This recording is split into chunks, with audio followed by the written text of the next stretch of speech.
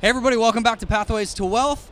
Today we are coming to you from Ngapali Beach, is that how you say it? Yeah, Ngapali Beach. Ngapali Beach here in Myanmar, which I believe is TripAdvisor's #1 beach in Asia for 2016 and the world's #8 beach. Yep. I don't really know what that means. All I know is this place is beautiful and it's like blowing up right now. There's money pouring into this country and into this area. And anyway, guys, I'm here with Ryan Russell, who is just involved in a ton of stuff here in Myanmar. He's basically the go-to guy for businesses that are coming into the country, which a ton of stuff is flooding in here. And he also works with local entrepreneurs.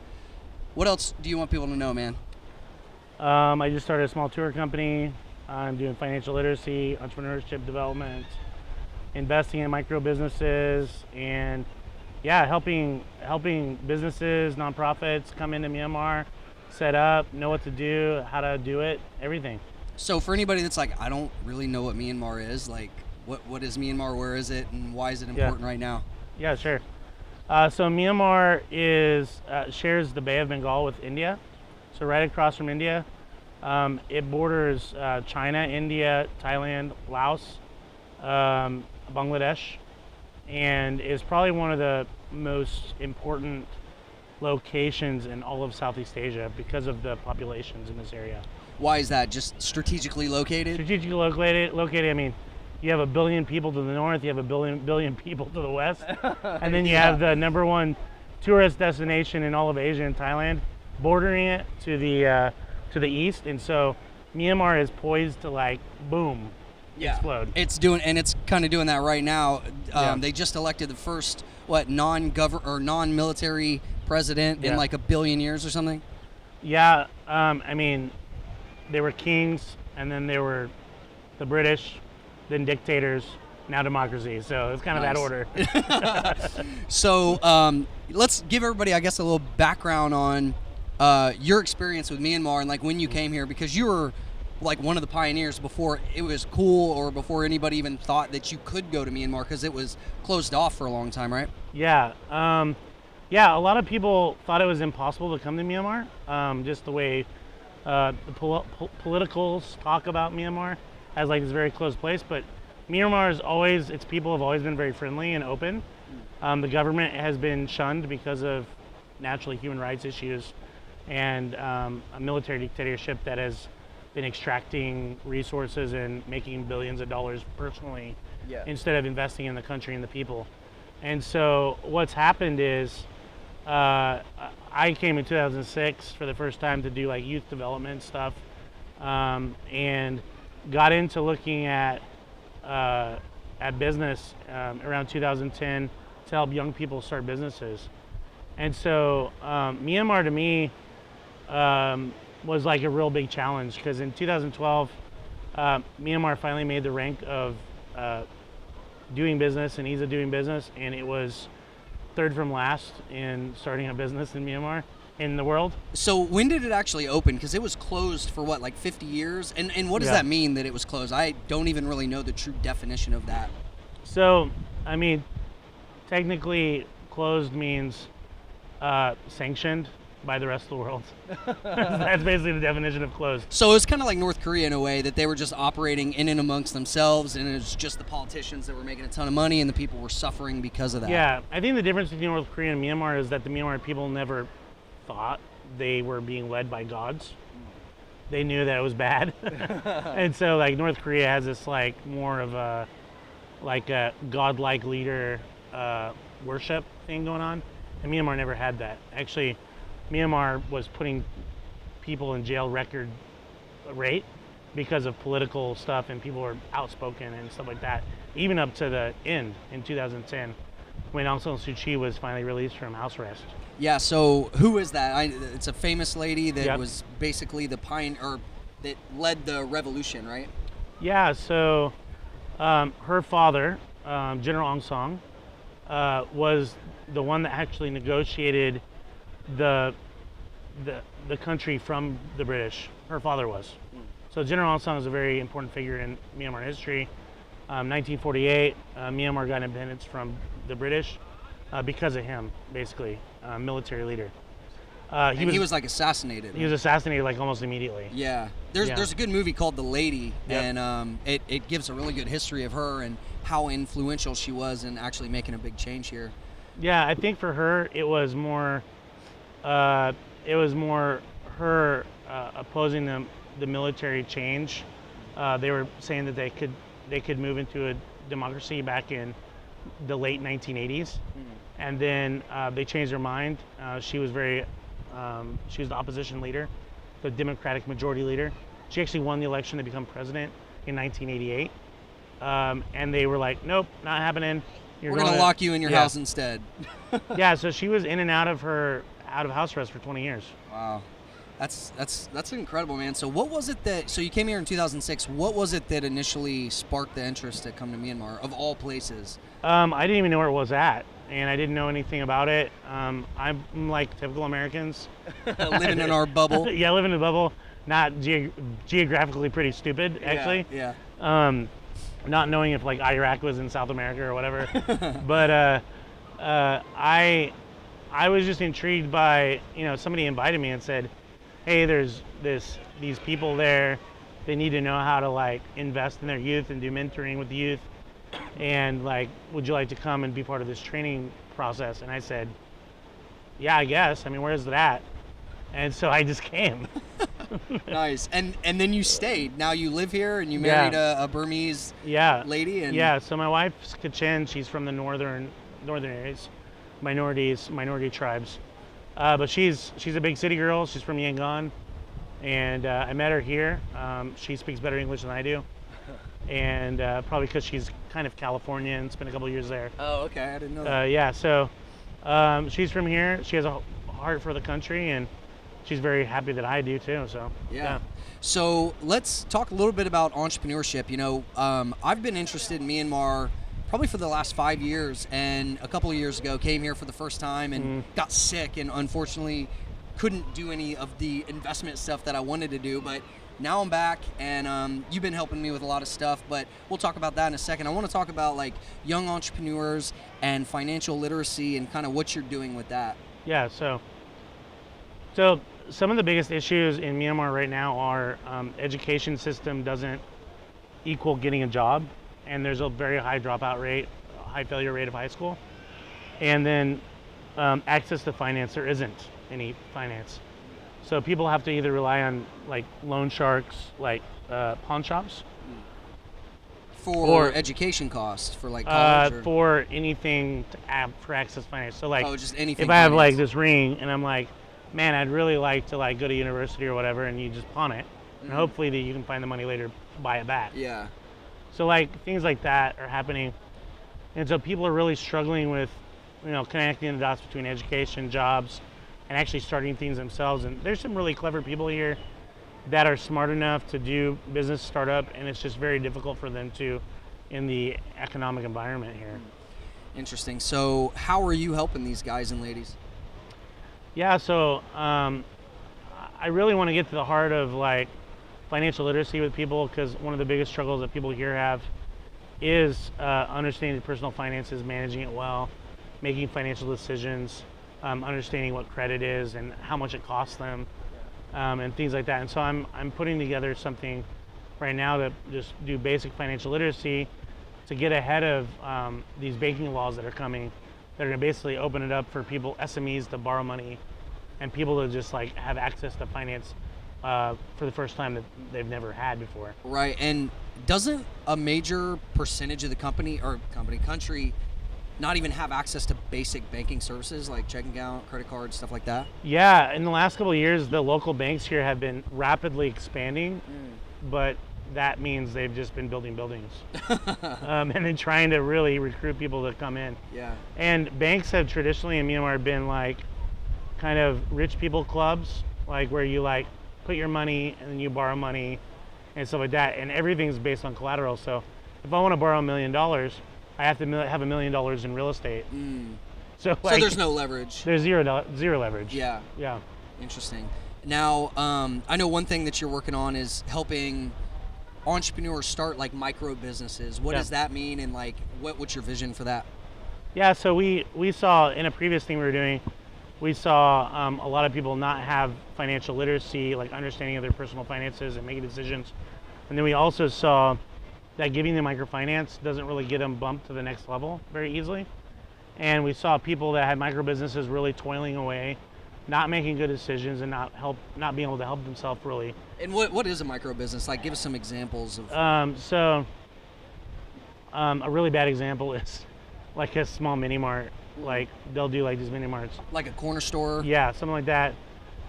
They do anything from like agriculture, like a rice paddy, to like transportation, like a motorcycle taxi. Any small thing you can think of, like that's food like carts and stuff like that? Food carts, home theaters. There's all kinds of cool stuff that you can do. So like these things they cost really not a lot to do. Like sometimes $500 to $2,000. And what I'm doing is I want to kind of invest in a little higher amount. I want to invest like $5,000 to $10,000 in a micro business, something that's already started but it's like struggling, and I want to infuse capital, help them make decisions, and help them really grow and add staff and expand. Okay, so make a monetary investment, but also invest in their education. Yep. And maybe some strategic consulting, like just helping them make the business profitable. Yeah, so we're going to have people go through a financial literacy thing. We have a class called the $5 Startup that really has people going out with like $5 and trying to do something with it. That's awesome. And then the other thing is, if they pass through those courses, we'll put them through like an intensive incubation program, and then get an infusion of capital. Nice. So I want to shift the focus to like real estate here, because the reason that I came here was just looking at different investment opportunities for myself, but I'm also really interested in young entrepreneurs and just helping people in countries like this that are opening up, like grab hold of the opportunities, because now that it's open, you have all these foreigners coming in, and like 7-Eleven could come in and just crush all these corner stores, right? Like they did in Bangkok. And it would be cool to see like just a ton of young and solo entrepreneurs thrive. But when it comes to real estate, let's talk about like, what's your take on that? Prices have gone up quite a bit the past several years because there's a lot of speculation, but do you think it's sustainable? Do you have any opinions, long-term, short-term? Yeah, I think for real estate to be worth buying, you have to take a long-term view of things. And so unless you're really lucky and you catch it on the upswing. Yeah, just flip like it. I bought a couple houses at the beach like 2 years ago, and I flipped them I doubled my money. And so you can do that in some areas where the prices are going up. The first big wave of that's already ended, and so right now it's kind of the time to buy, because the prices have cooled off and they're actually going down a little bit. And there's different medium-sized cities. There's lots of medium-sized cities of a couple 100,000 people that are really prime places to invest in, because in the next few years, as the roads are being developed more, there's more options for flights to different places. There could be a real boom in these mid-sized cities.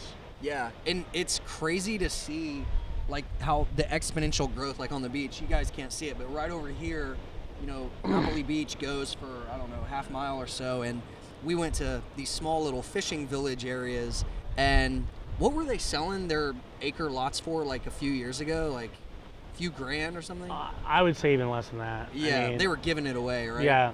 And then I knew like back in 2006, people were selling land for like $200 an acre in Yangon. Wow. That's the biggest city. Yeah. So that's like the most expensive place to buy. And like just 45 minutes north, I know lots of people that bought stuff in 2005, 2006 for like $500 for 2-3 acres. And now that property is worth several $100,000. Yeah. And like yesterday we went and talked to a guy in a fishing village that had an acre or so, and he was living in basically a hut, and we talked to him, and we were like, how much do you want? He's like, $1 million. And he's probably gonna get it. And he'll probably get a millionaire fisherman. Yeah, that I mean, in the next year, I'm sure somebody will buy it. Yeah, it's crazy. And so I guess what my thesis is, and this is what we did today, was we went not here where the Hilton is and where the early adopters are, because it was kind of like 5 years ago that stuff really started to kick off, right? Yeah, sure. So it took about 2 years for like the Hilton to get built, and then so the past 3 years has probably seen like exponential growth. Yeah, honestly, I came on my honeymoon here. Yeah. And there was like maybe a quarter of the places here that were there 5 years ago. Wow. So like really, I could see like the nicer places like Amata and some of them that were nearby, Bayview and Silver Beach, those were here. But they were like 5 or 6 places. Now there's like 20. Yeah. It's packed out, and you're kind of in a bubble-ish mindset whenever you've got every taxi driver going, hey, you want to buy some real estate? That's right. But that's why, so what I did today was we went over 45 minutes past where there's not really a road or electricity yet, and looked at those beaches, and you could get like, a few acres for a few $100,000, which is much more reasonable. So. Yeah. Cool. So what suggestions would you have for an investor that says, Myanmar sounds cool. How do I go there and help and possibly profit by investing in the country and the people? Yeah, I think you have to. Myanmar is not one of those places where you come in, drop money, and walk away. It's like you have to have a local partner, somebody that you can work with, that you can trust, that can be there. Because like here's some of the issues. Working with Myanmar people, they don't answer their email. Everything they do business-wise is face-to-face. And so thinking about doing Skype or anything like that, it's a no-go. Yeah. And so that can be really frustrating in doing business here, but like, but if you have a good local partner, you can get things moving in the right direction. Another thing I would say is just be careful. Really understand the culture, really understand who you're talking to, because sometimes it's hard. Somebody could say, I'm connected, I have this knowledge, that knowledge, but they could be just some random person, who knows? Yeah. And the country's so new, right? Like a lot of the regulations aren't even in place. Yeah. There's very little protections for investors, but it's not stopping people. There's such an high probability of an awesome return on investment that people are just diving in, you know? Yeah. What is it specifically about Myanmar that attracts investors? Why is it such a hotbed? I mean, I know the location is great, but what else does Myanmar have going for it? It's a beautiful country. I mean, the people are very sweet. They're nice people. There's good ports here. They're building more ports. So it's access to ocean, location by India and China. There's a large population. So there's 52 million people. It's in a big country for Southeast Asia. And so there's wages are low. So there's a possibility for outsourcing in the future, possibility for manufacturing in the future.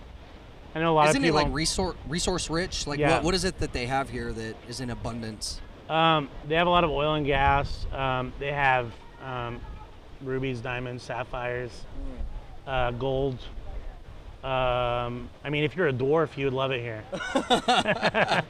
I hear that like before they closed the country off, it was one of the richest countries in Asia, or the richest, and then it became the poorest. Yeah, they used to call Myanmar the rice bowl of Asia back in the 40s and 50s because such huge production of rice and the quality was very good.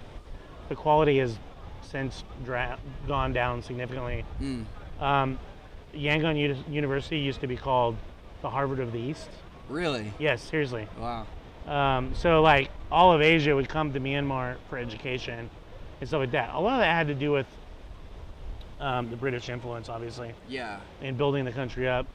But Myanmar people are very industrious, very smart. One of the UN heads of the UN in the past was Myanmar. And so there's a rich heritage of education, learning. Very smart people. They catch English very quickly. They learn languages very fast. They're very clever, resourceful.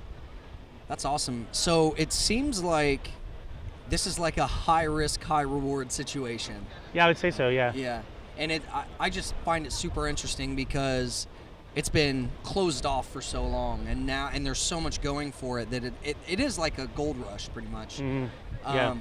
Nice. So, what's next for you? What's your focus over the next year? Yeah, we're continuing to build our consulting company. We're getting a lot of emails right now because the government just changed the democratic nation like in March. Yeah. And so April was kind of a lull time because of the holiday, and so people are coming now, May, June, July, August. A lot of people are going to dip their toes in right before the rainy season, and then maybe come in September, October. And then we're trying to slowly build a tour company that can do day tours in Yangon, to increase some revenue so we can do some other stuff. But I really love the ideas that we're doing with Micro Empire, our micro business investment entity, and just teaching people how to basically manage their wealth and make good decisions and build something. Yeah. I really hope that for people here in Myanmar that they can make good decisions, because when I hear these guys on the beach and they go, I want $1 million for my property, I think, man, what are you going to do with that money? Yeah. And where is it going to go? And I think of all these things because, like, when poor people win the lottery, it's not necessarily good for them. Right. Yeah, it feels like to them like an escape out, and sometimes it could be, but it can also be a disaster. Self-destructive. Yeah, self-destructive, way to put it. So, a couple of fast questions. What does true wealth mean to you? So true wealth, I think it's got to be holistic. Wealth has to be holistic. So, having a good harmony of like work-life balance and, good relationship with your family, being able to have revenue that is silent revenue, I guess. How do you mean? Like a passive income, I guess. Yeah, right. So like true wealth is like you get to the point where you're like you, Chris, like you're in Myanmar and your business is still making money. Yeah. I'm not to that point. I have to be like physically, I have to be physically there. I think true wealth, you get to the point where you have something that builds itself continually. Yeah. It's like artificial intelligence. Like once you get it going, it keeps make a machine keeps just making feeds itself. it keeps feeding itself. Yeah. And so I think that's kind of true wealth. Nice. Do you have any books that you've read recently for entrepreneurs or investors that you think is required reading? Nothing really new. I like a couple books like The Art of Start by Guy Kawasaki. I love no fluff books. Yeah. Like I get really tired of these guys that create like books that are like 10 pages of good stuff and like 90 pages of nothing. Yeah, it should be a blog post, and they're like, let me see if I can make a book out of this. Yes, and it's $15 or $29, whatever. I just saw a guy speak in Silicon Valley. I love him, man. He's like no bullshit. He gets up there, he goes, let me tell you why like everybody here is gonna fail, and like show you the way not to screw everything up. Yeah. I kind of feel like that guy, like the guy that's like really brutally honest with people about like you need to do this a little differently and stuff like that. So I like Guy Kawasaki a lot because he's like, your slides should be this many. Your font should be this much. What is it? 10 less than 10 10, slides? 20, 30. 10, 20, 30. Yeah. 30 font. What's the 20? Well, it should be 10 slides, 20 seconds each. What's the 30? 30-point font. Yeah. Nice. Yeah. So like, I remember that because every time I'm doing a slide, I'm like 10, 20, 30, 10, 20, 30. Yeah. So like, I hate whenever I'm watching a presentation and you've got like 80 lines of like text, and it's like, what is that? Like. I also like Seth Godin stuff. He kind of, man, I hope he never hears this, but he kind of regurgitates his stuff. Yeah. What's up, Seth? He kind of regurgitates a lot of stuff, and like, I love his marketing stuff. Tribe, Purple Cow. Yeah. Marketers Are Liars. And Bootstrapper's Bible, which is like ancient. Like it's an old book, but like it's cool. It's a cool read because it like just kind of tells you if you don't have any money, this is kind of what you do to start a business. Right. The Knack. I don't remember who even wrote that book. The Knack. I love that book. Cool. We'll link all these up in the blog post. Yeah. So this is good stuff. Yeah, there's some cool stuff out there. I just really like the startup scene. No fluff. Like, this is just how you do it, and just go out there and hustle. Yeah. I think there's also a big trend toward business model innovation. So I bought some books on that, and I think those things are really key because disruptive business models are really kind of now the future. Yeah, I just read a good book. Steve Case, the founder or co-founder of AOL, the third wave, talks about like the new internet and like how, you know, like the past 10 or 15 years we've been in like the social media boom, which it's been easy to create these apps and you know, like just platforms like Airbnb, Uber, all the they don't really provide much. I mean, they provide a platform and they're connectors, but the next wave is going to be more about working with governments and bringing technology to everything, and how you're going to need to know technology but also have the ability to work with governments. And I mean, that's you're in that together. I think I've not worked with many government. I've worked with Myanmar government a little bit on some things. And I've done some projects with the UN here, and worked with the Small Medium Enterprise Center, which is part of the Ministry of Industry. And man, working with the government is not for the faint of heart, because bureaucracy, and also most of the people that are doing their jobs are not even qualified to do them. Right. And so it's really hard. But I totally get what he's saying, like getting governments caught up on things. I think governments. Here's my political stance here, I guess. Here we go. Governments are just a facilitator. They need to be as small as possible and facilitate what happens, and just like be a protector of small enterprise, protector of people, but like really get out of the way of privatization. And like, I had a funny conversation actually Monday, just like 5 days ago. I'm helping ISIC, which is the biggest youth-led NGO in the world, business focused. Nice. And helping them register here. And ISIC wants to do an MOU with the Ministry of Industry, and they were saying like, we could really use help in our government enterprises. And I was like, what are you guys doing? And they're like, you know, big machinery, and they had like 4 main businesses that they do. And like, I had also had conversation with the Ministry of Hotels and Tourism, who have their own tour company. And I'm like, why the hell is a country like why are they doing business? I actually heard an interesting spin that like kind of made me think that in Steve Case's book, he was like, you know, government is actually pretty good for innovation too. Like they can lead, like, you know, like space stuff. Like now Tesla and SpaceX and these other guys are taking the reins, but like if they do it right, they can actually help innovation and help entrepreneurs. And but like R&D. Yeah, exactly. Like put all the money into R&D. Like say like, precisely. All right, here's a grant to figure out solar. Yep. So but government would be great at that. Facilitating that stuff. And I think it should do that stuff. Like that's cool. Yeah, he actually had some stats. It was like, we used to spend, this could be way off, like 22% of GDP on it, and now it's like practically nothing. And it can drive our competitiveness for the future, you know, and it's really important. It's so cool, like what the space program actually did for the U.S. Because like microwaves come from the space program, like us using microwaves. Oh, thank God. I don't know how I would have got through my early 20s without that. I know, me too. Like that poppable popcorn, that's totally from space. There's all kinds of stuff, like the dried ice cream. That dry ice cream. I mean, I don't know what I would do without that stuff, you know.